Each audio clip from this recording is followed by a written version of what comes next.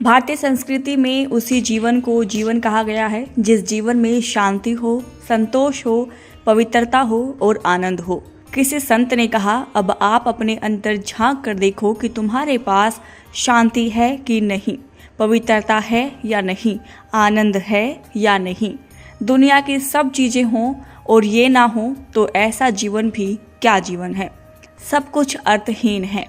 किसी जगह कितने भी शून्य हो पर उसके आगे कोई अंक ना हो तो उन शून्यों की कोई वैल्यू नहीं है। मूल क्या है? अंक है, वह शांति है। आज आदमी पैसा, प्रतिष्ठा और पैकेज के पीछे इसलिए भागता है कि शांति से जिए, पर उनके पीछे भागने से शांति हाथ से छिटक जाती है, क्योंकि आपने अंक तो हटा ही दिया है और शून्य को पकड़ लिया है। मूल को पहचानने का प्रयास कीजिए।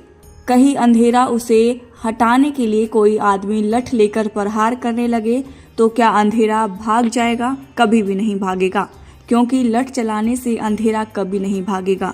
अंधेरा भगाने के लिए लाठी चलाने की नहीं, बल्कि एक छोटा सा दीपक जलाने की जरूरत है। जब आप अपने दिल का दीपक जला लेंगे तो हर जगह रोशनी हो जाएगी।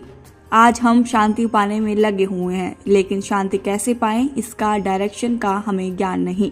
सबसे पहले अपने चिंतन की दिशा बदलिए, सोच को बदलिए। अगर वह बदल गई तो आपके लिए ज़्यादा कुछ कहने की ज़रूरत नहीं। मनुष्य जीवन हमें मिला है तो इस जीवन का सच्चा लाभ ले। कुछ बातें और हमारे दिमाग में बैठ जाएं तो ज़्यादा उपदेश सुनने की आवश्यकता ही नहीं है। जीवन का यथार्थ और यथार्थ का जीवन। सबसे पहले जीवन के यथार्थ को पहचानिए। क्या है जीवन का यथार्थ? क्या आपको पता है, आखिरी समय तक हमें जीवन के यथार्थ का ज्ञान नहीं होता। जिसमें जन्म लिया है उसका मरना निश्चित है।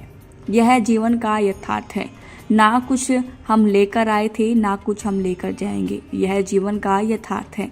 जो हम करेंगे सो हम भरेंगे। यह जीवन का यथार्थ है। इस पर आपका कितना विश्वास है? हम किसी के संस्कार पर जाते हैं जब एक बार सोचते हैं यह सबके साथ होना है, वहाँ से बाहर निकले फिर वही बहरूप धारण कर लेते हैं।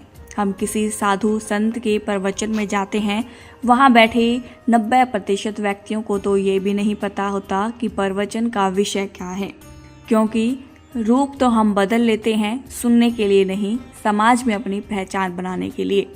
आध्यात्मिकता की प्रतिष्ठा लाने के लिए यथार्थ का बोध बहुत ज़रूरी है। जब हमें यह एहसास हो जाता है कि मैं ना कुछ लेकर आया था ना कुछ लेकर जाऊंगा, तो आपको अपने आप ज्ञान हो जाएगा और फिर हम सभी उलझनों से मुक्त हो जाएंगे। इसीलिए कहा है, जीना यहाँ मरना यहाँ।